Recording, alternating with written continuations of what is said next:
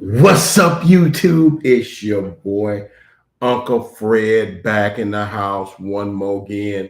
And you know what today is today? Super Bowl 56, culmination of a great year in the NFL and a great game. Had some peaks and valleys, some lows, some good play, some not so good plays, but it came down to the wire, came down to the last drive of the game, and Rams won that thing 23-20. Let's tell you a little bit about it. 50 Super Bowl 53, SoFi Stadium, second consecutive team to have a Super Bowl uh, in their home stadium. However, the Rams were the road team. Make that make sense. I digress.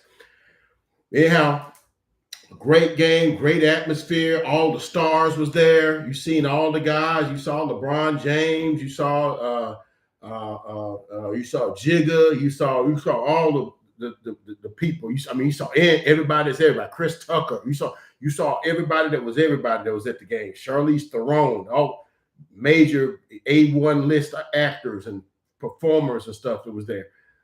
Great atmosphere. Game in Los Angeles. This beautiful state-of-the-art SoFi Stadium built on a lake. Beautiful, just wonderful. All of the festivities were great. And now just to see what the football game is about. So game kicks off, and so the Rams elect to keep the football and get the football first, and they promptly go 3 plays, punt, and Bengals go 4 plays, and try for it on 4th down. Don't get it. 4th and 1 at midfield. They don't get it, and so they ended up going. They end up going 50 yards, 6 plays. And 3 minutes and 35 seconds. Key play, 6-yard scramble by Matthew Stafford, who really ain't known to move around that well. Cooper Kupp, 20-yard pass. And on 3rd down and 3 at the 17, Odell Beckham Jr. lines up in the slot, goes upfield, cuts it back to the outside on the Woozier. Matthew puts it, high points it. Odell goes up, gets it, brings it down, falls down in the end zone, 7-0. And I'm like, that's a good start for the Rams. A good play for Odell Beckham, who's overcome a lot, changing teams, branded as not a great player, not one of my favorite players, but I like it when guys take adversity and build from it, make mistakes, learn from them, get better. And I was happy for him. It's 7-0 Rams. And Bengals, they go 3 plays punt. Rams go 3 plays punt. The Bengals then go 6 plays, 59 yards, minute and 41. Key play, 13-yard run by Mixon. Mixon had a great game running and a 46-yard pass to Jamar Chase. On Jalen Ramsey. Sometimes Jalen Ramsey, as good as he is, sometimes he thinks he's too good and tries things. And on this particular play, Chase goes upfield, then breaks to the outside down the sideline. And then what I like to say in wide receiver terms, he stacks Ramsey. What that means is they're going downfield. Here's the guy covered him. This is Ramsey. Ramsey goes down the field here, and then as he cuts in front of him and gives Joe Burrow an angle to throw the football in. That's called stacking him. He stacked him. He goes and he makes it where he has almost like outside position in a place to put the football for Burrow, and he laid it right in there. 1st down at the 16, a gain of I think 46 yards, excuse me. And they get it down to the 16. They have a couple of plays, get down to 11, can't get no further. It's 7-3. And then from that play, from after that, the Rams go 6 plays, 75 yards, key play. And this goes right into the second quarter. Odell Beckham 35-yard crossing pattern. And I'm like, Odell Beckham's on his way to an MVP because he's got a couple of catches. He actually ended up with 2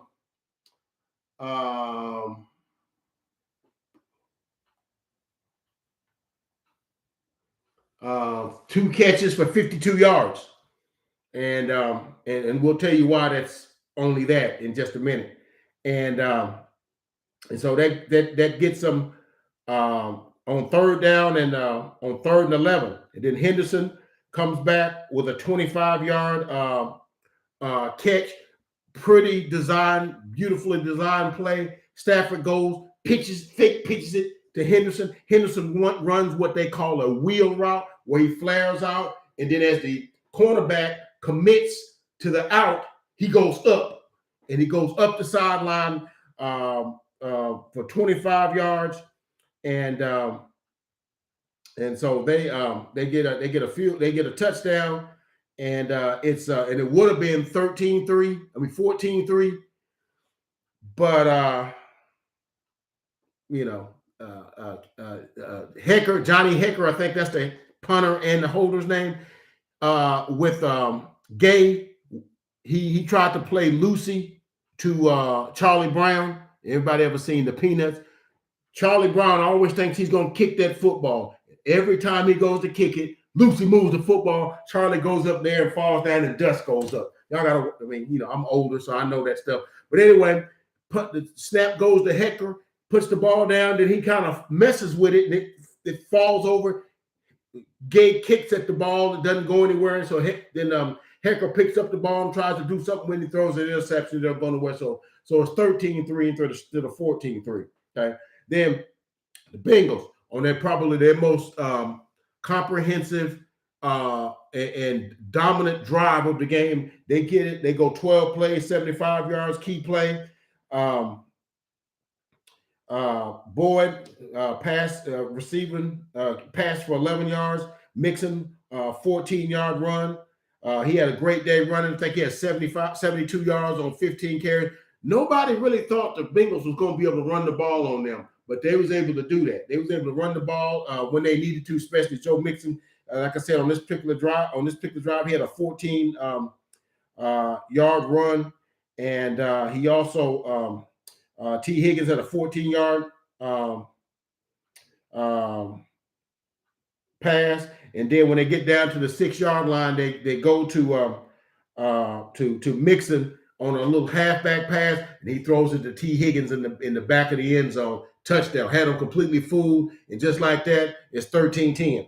All right, so it's 13-10, and second quarter. Then the Rams go 8 plays, 32 yards, and throw an interception. But that's not the important thing. The important thing is on 2nd and 9 from the 43.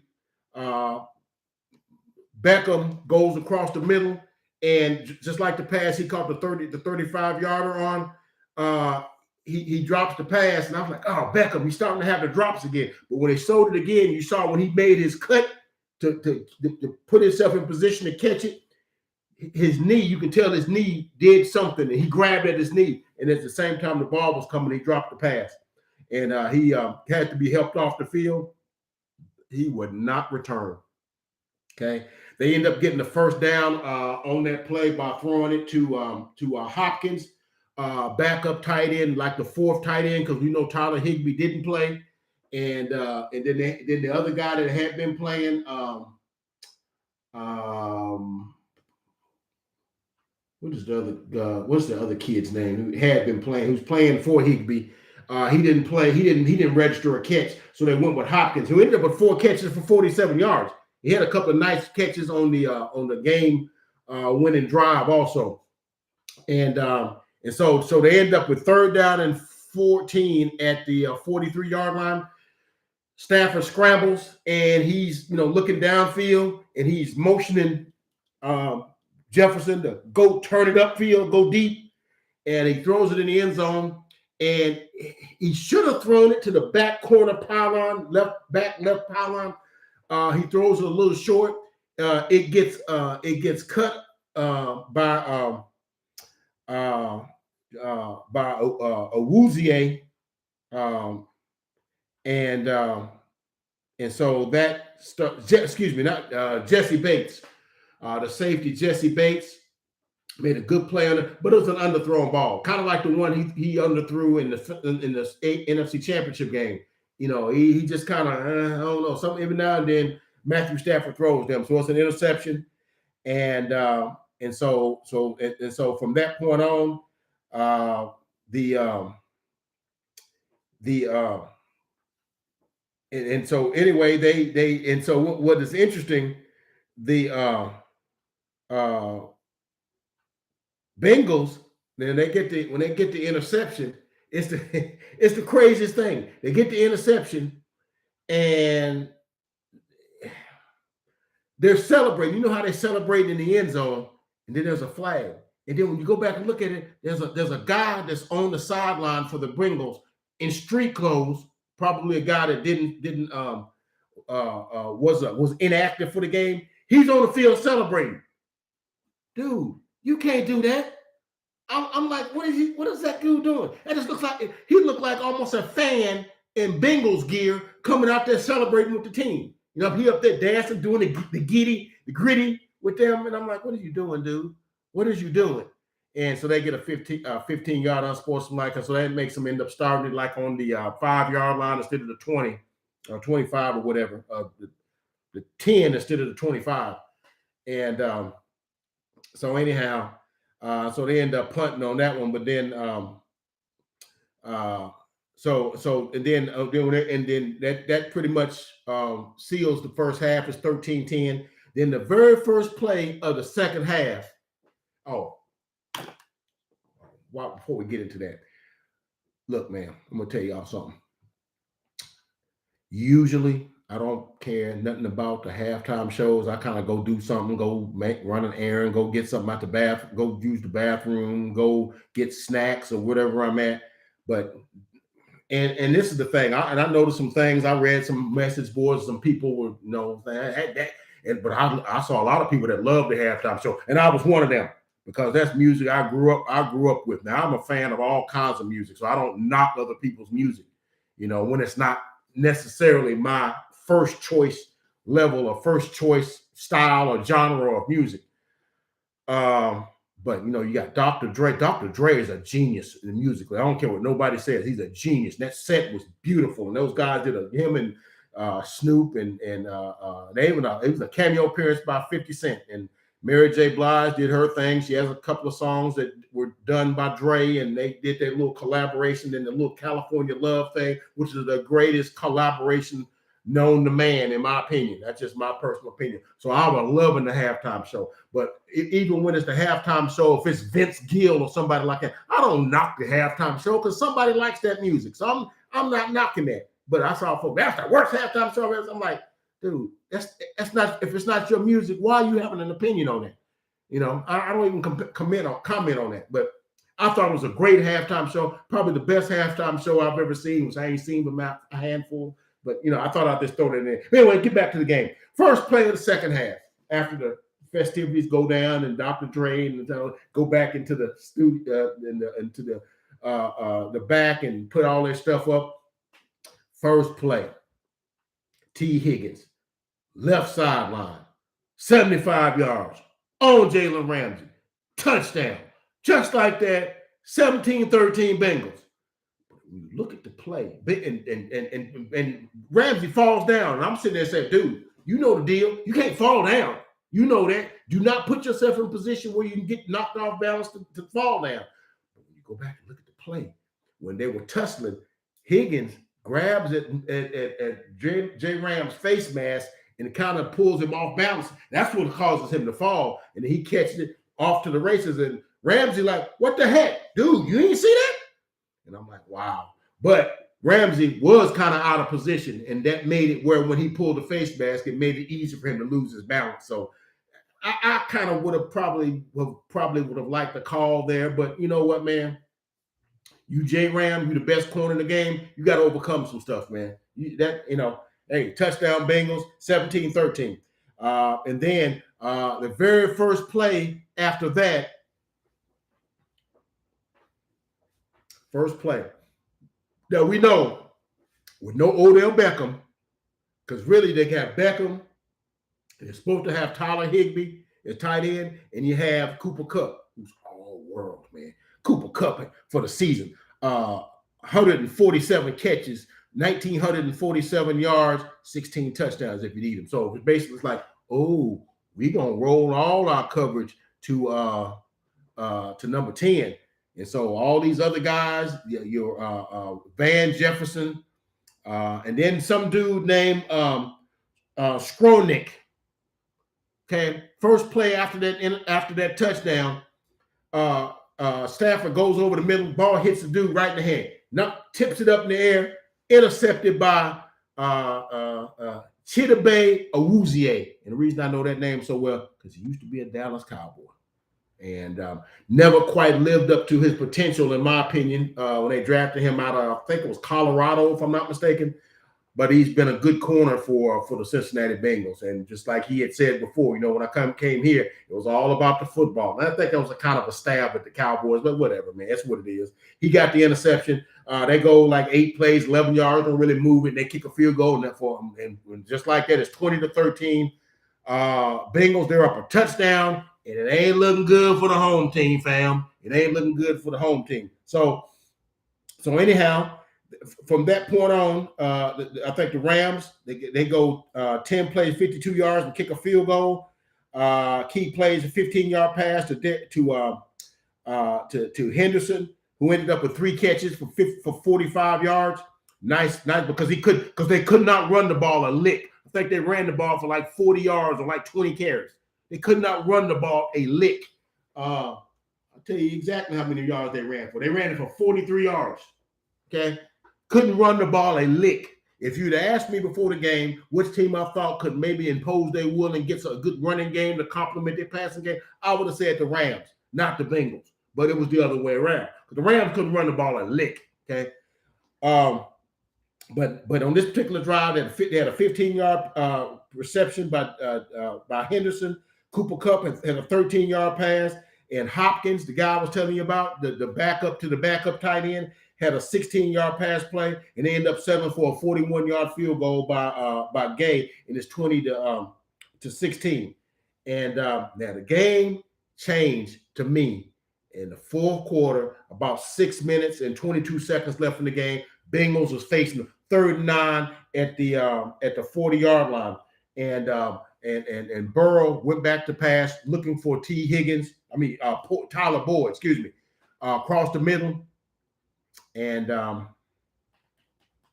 drops it. I mean, he had some, kind of some pressure on him and whatnot, but Boyd is sure-handed. He's their slot guy. He comes up with that most of the time, and he don't catch that, which leads to what I guess they're gonna call it the drive.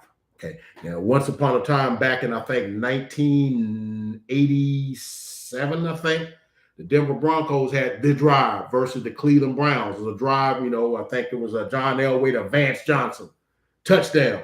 It was like an 89-yard drive, a 90-yard drive, or something like that, where it's nickel and diamond, and it was precision by Elway. It was just it was a work of art. This might be called the drive because up to that point, they really had done a great job without Beckham being there of basically channeling all of their defensive personnel around Cooper Kupp. They basically put Cooper Kupp in prison. But he leaked out and catch a pass here and there because he's just great like that. But for the most part, Stafford really was having to check it down to backs, check it down to tight ends for small gains. Man, that loss with Beckham really hurt them. And so here we go. So on this particular drive, after that punt, and they didn't get the first down, the Rams go 15 plays. You heard me. 15 plays, 79 yards, and take up 4 minutes and 48 seconds.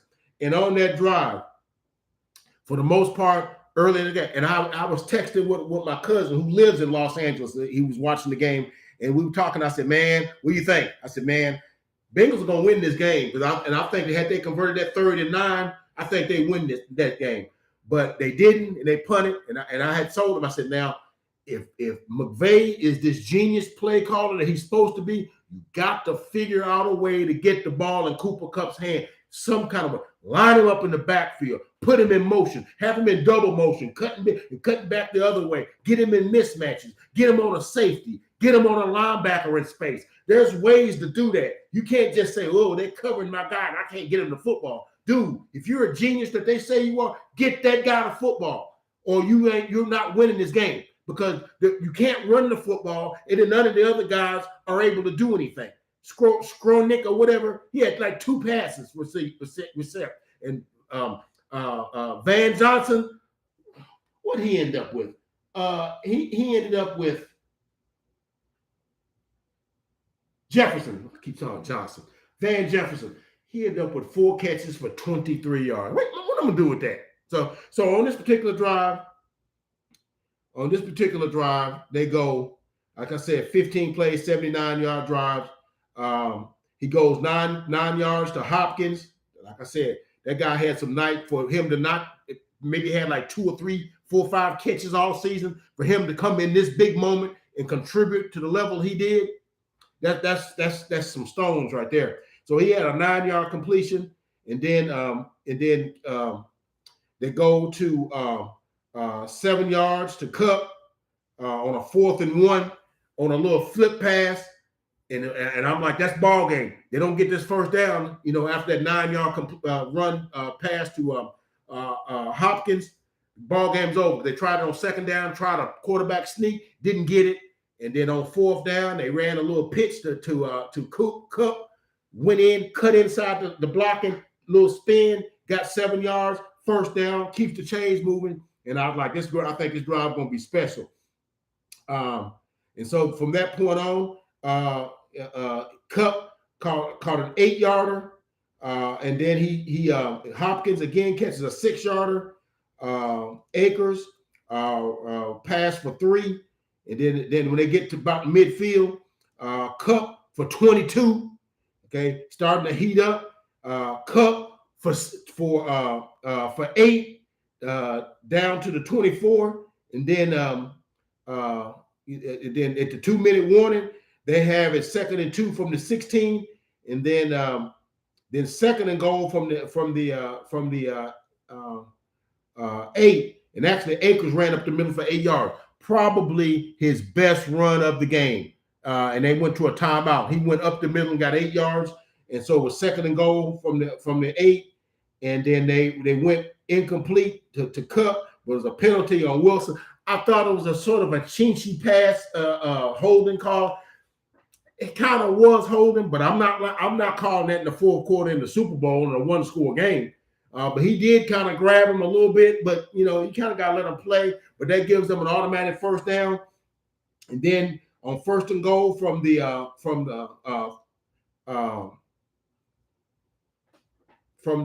8, 3rd and goal from the 8.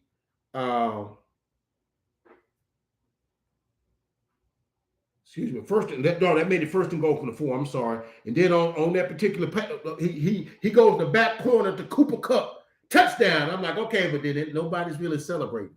The heck's going on? And there's this what do you call it? A joint meeting by all the officials. I'm like, uh-oh. There's a lot of stuff that's going on here. What's going on?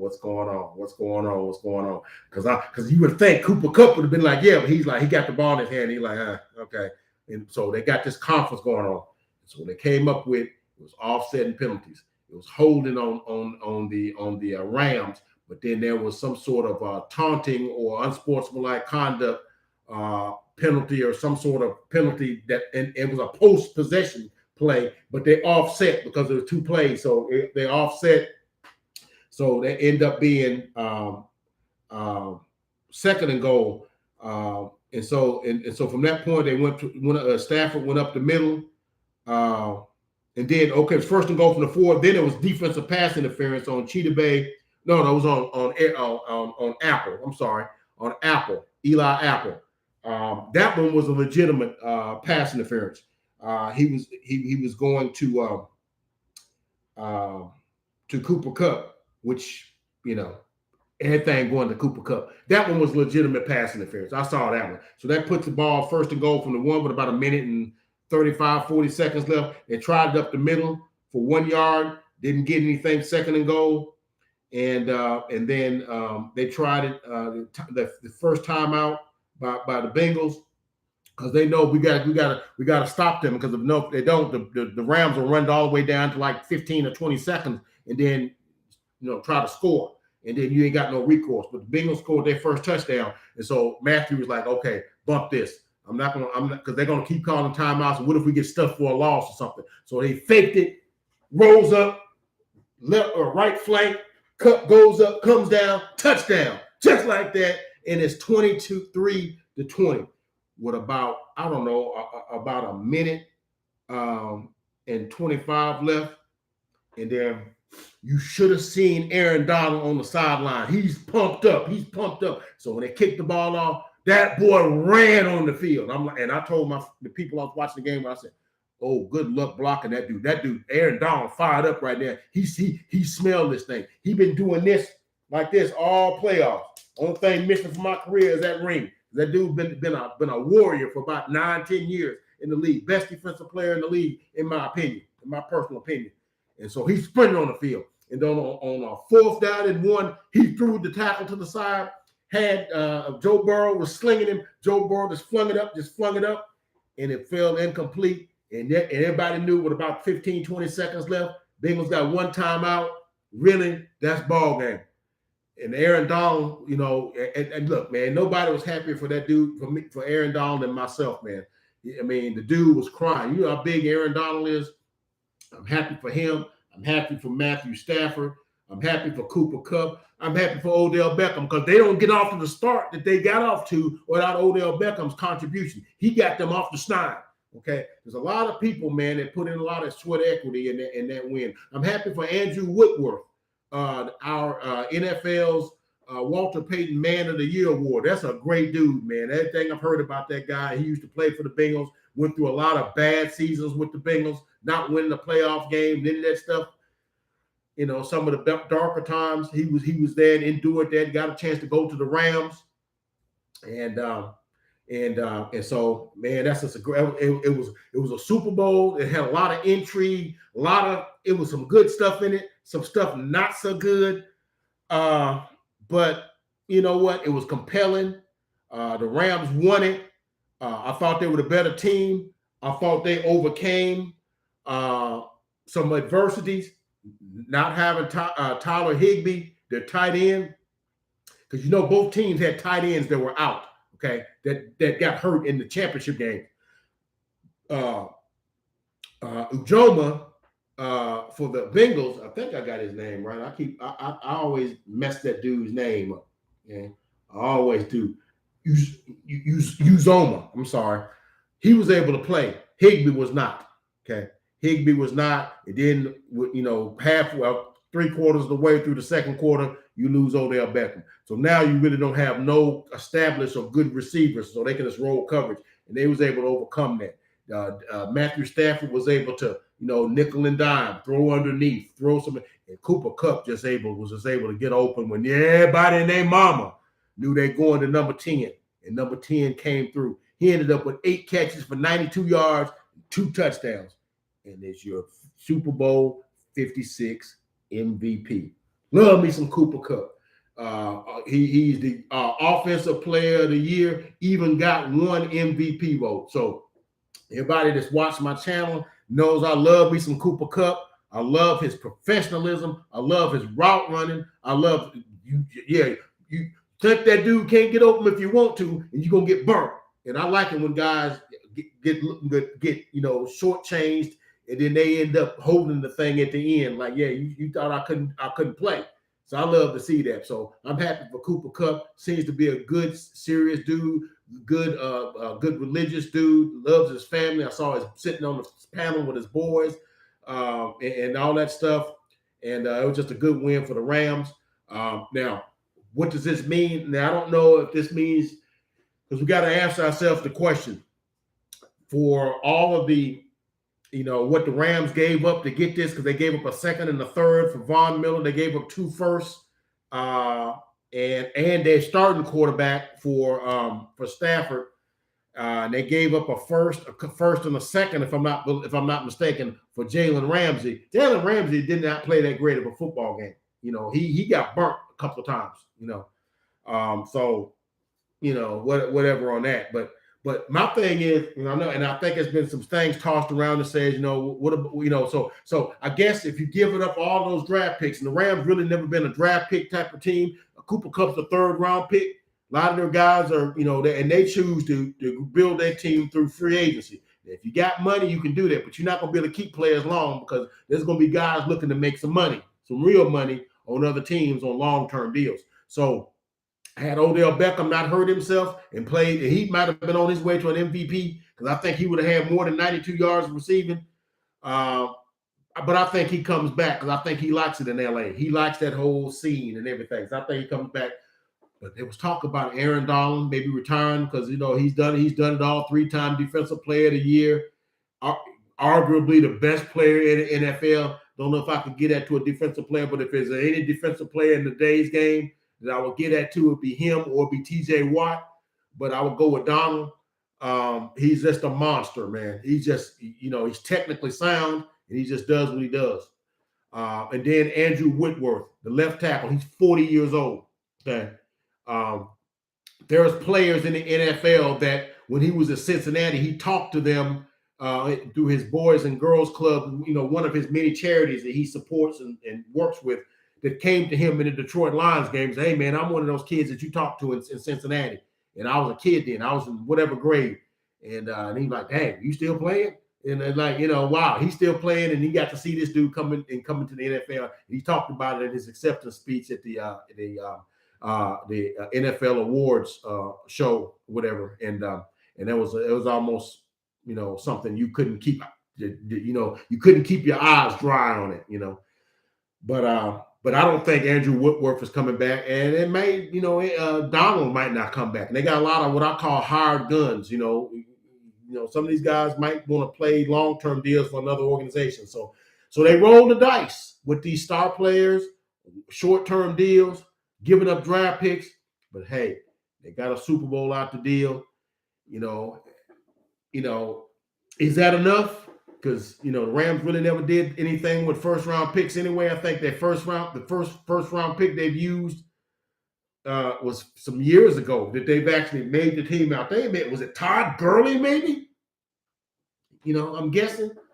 So that's just they just choose to build their team a different way because it's la. They're all about stars. They don't care about building teams through the draft and it getting incrementally better a little bit every year.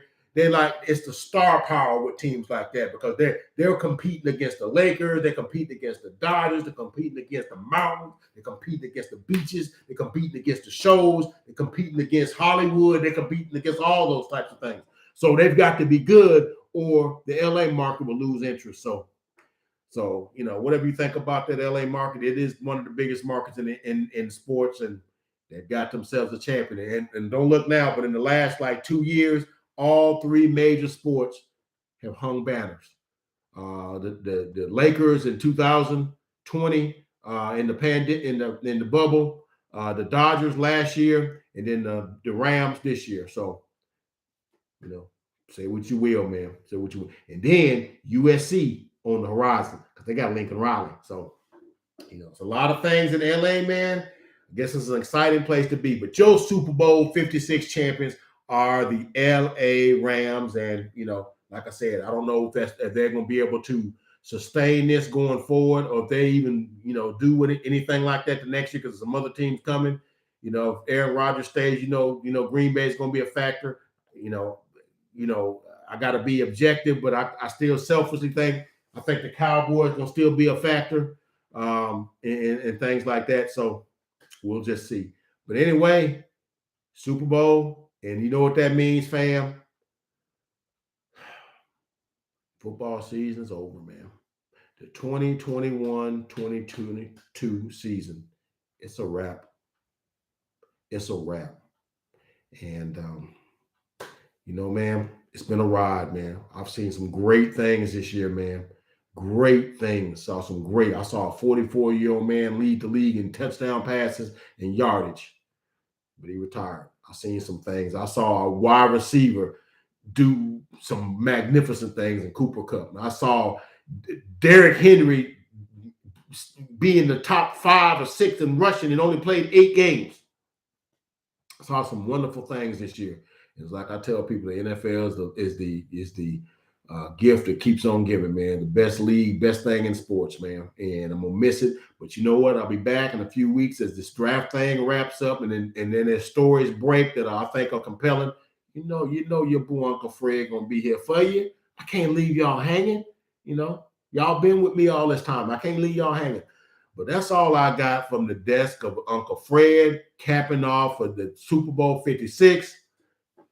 Rams 23, Bengals 20. And but I think the Bengals will be right back, though, because Joe Burrow ain't going nowhere. Jamar Chase ain't going nowhere. T. Higgins ain't going nowhere. Boyd, he not going nowhere. CJ Ujama, he not going nowhere. Okay. Mixon ain't going nowhere. They just got to get that offensive line straight. They get that offensive line because they blocked, they protected him good in the first half, but that second half, man, he suffered 7 sacks. That's why the Rams won.